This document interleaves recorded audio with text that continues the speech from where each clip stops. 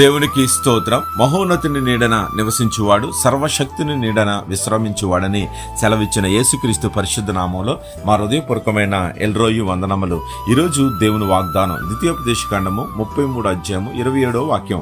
శాశ్వతుడైన దేవుడు నీకు నివాస స్థలము. ప్రియ దేవుని బిడ్డ, యెహోవా నివాస స్థలముగా ఏర్పాటు చేసుకున్నవాడు. ఎందుకంటే తన నామాన్ని స్థాపించుకోవటానికి, హెచ్చించుకోవటానికి.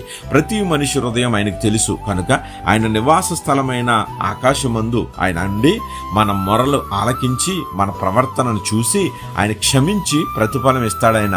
వారి హృదయాల్లో కూడా నివసిస్తాడు. ఈరోజు అందుకనే ఆయన నివాస స్థలమునకు మనం వెళ్తాం కనుక శాశ్వతంగా నిలిచే ఆయన నామాన్ని బట్టి భయపడాలి నువ్వు. అందుకే దావీదు అంటాడు 132వ కీర్తనలో, ఆయన నివాస స్థలమునకు పోదాం రండి. ఎందుకంటే అక్కడికి వెళ్ళినప్పుడు మరుగైన మాటలను బయలుపరుస్తాడు దేవుడు. అంధకారంలో ఉన్న మనలను చూసి వెలుగులోకి నడిపిస్తాడు. తెలియలేని సంగతులను నీకు తెలుపుతాడు. కాబట్టి మనం ఆయన దగ్గరకు వెళ్ళి భయపడాలి. ఆకాశమందైన ఆశీనుడైన దేవుడు ఆయనే.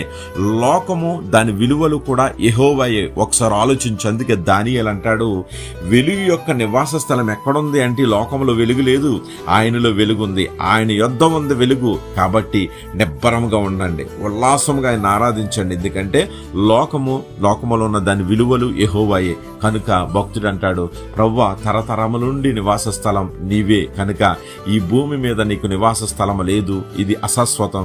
శాశ్వతమైన ప్రేమతో నిన్ను ప్రేమిస్తున్న దేవుడు, శాశ్వతమైన దేవుడు మనకు నివాస స్థలం. ఆయన ఈ లోకములో నివాసం చేయడు.